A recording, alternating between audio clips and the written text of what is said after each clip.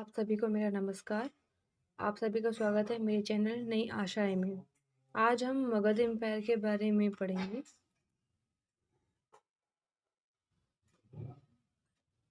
तो आइए, तो हम फर्स्ट ऑफ ऑल ये जानते हैं कि जो मगध एम्पायर है वो उसका मॉडर्न नेम क्या है।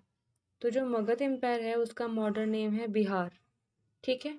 अब मगध एम्पायर में हम हर्यंग डायनेस्टी, शिशुनाग डायनेस्टी, नंद डायनेस्टी, मौर्य डायनेस्टी, शिशुंग डायनेस्टी, कर्ण डायनेस्टी, गुप्त डायनेस्टी के बारे में पढ़ेंगे। तो इस वीडियो में मैं आपको हर्यंक और शिशुनाग डायनेस्टी के बारे में बताऊंगी।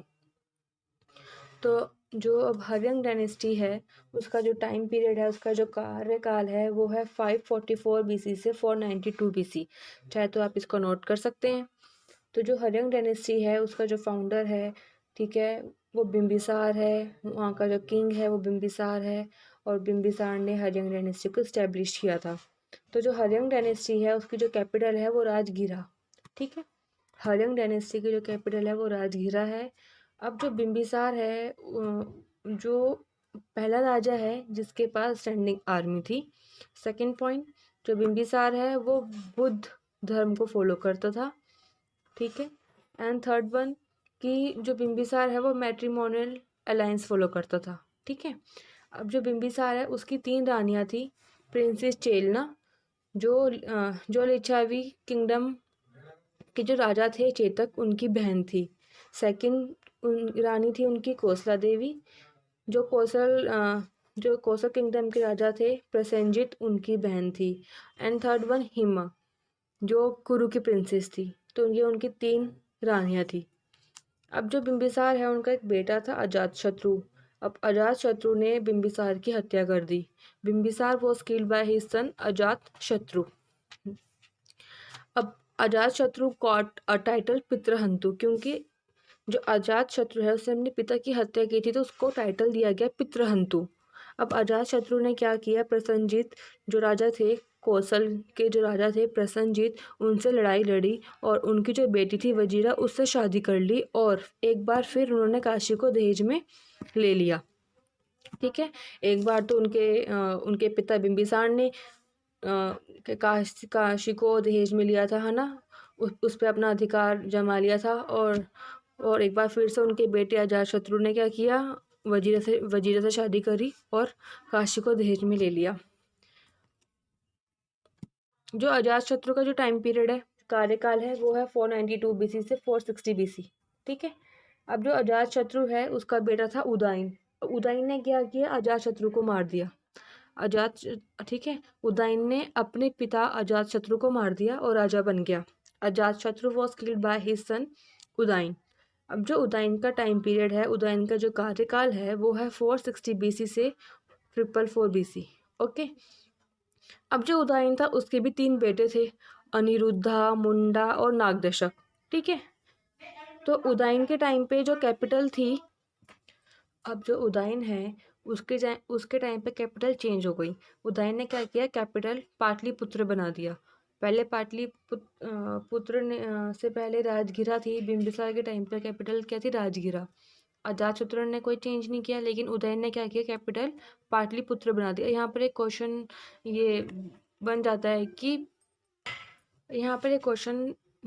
है कि पाटलिपुत्र का ओल्ड नेम क्या था और पाटलिपुत्र का मॉडर्न नेम क्या है। तो जो पाटलिपुत्र है उसका जो ओल्ड नेम था वो था कुसुम, और अब जो मॉडर्न नेम है पाटलिपुत्र का वो है पटना। ठीक है। तो जो पटना है वो पहले पाटलिपुत्र था और पाटलिपुत्र पहले कुसुम। तो ये आप थोड़ा सा माइंड में रखना, कभी कभी ये क्वेश्चन देखने को मिल जाता है। अब अजातशत्रु के जो 3 बेटे थे, अनिरुद्धा, मुंडा और नागदशक। तो अनिरुद्ध और मुंडा का जो कार्यकाल था वो कम ही था, वो 446 से 444 बीसी था, इनका इतना नहीं था। लेकिन जो नागदशक था उसका जो कार्यकाल था वो था 444 बीसी से 412 बीसी। ठीक है। नागदशक ने के टाइम पे एक जनरल था जिसका नाम था शिशुनाग। ठीक है। नागदशक का एक जनरल था जिसका नाम था शिशुनाग।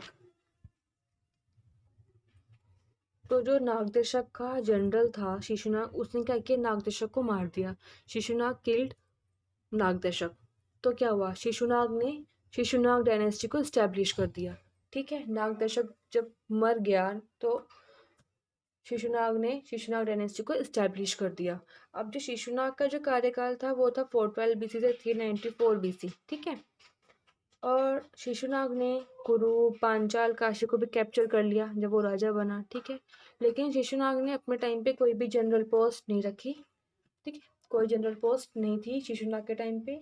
शिशुनाग ने क्या किया, कैसे कैपिटल पाटलिपुत्र से वैशाली बना दिया। शिशुनाग के टाइम पर कैपिटल फिर चेंज हुई, पाटलिपुत्र से वैशाली बनी। अब शिशुनाग का बेटा था कालाशोक, ठीक है। अब वो राजा बना। कालाशोक जो था उसका टाइम पीरियड 394 BC से 366 BC था।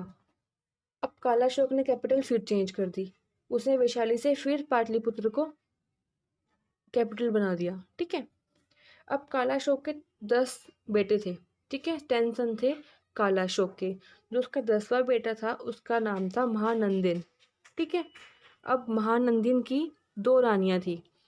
फर्स्ट वाइफ का नाम था मुर्रा, जो एक क्षत्रिय फैमिली से बिलोंग करती थी, और सेकंड वाइफ का नाम था नंदिनी और सुनंदा, जो कि एक शूद्र फैमिली से बिलोंग करती थी, ठीक है। और सुनंदा ने क्या किया, सुनंदा ने कुछ टाइम बाद महापद्मानंद से शादी कर ली, और जो ये शिशुनाग डायनेस्टी है उसको अबॉलिश कर दिया, और महापद्मानंद ने क्या किया, नंद डायनेस्टी को इस्टेब्लिश कर दिया, ठीक है। और ये नंद डायनेस्टी इस्टेब्लिश हो गई और महापद्मानंद नंद डायनेस्टी का फाउंडर बन गया, वहाँ का राजा बन गया। अब जो नंद डायनेस्टी से है मैं आपको दूसरी वीडियो में बताऊंगी। So thank you guys, bye. और जो भी फीडबैक होगा आप मुझे कमेंट कर दीजिएगा।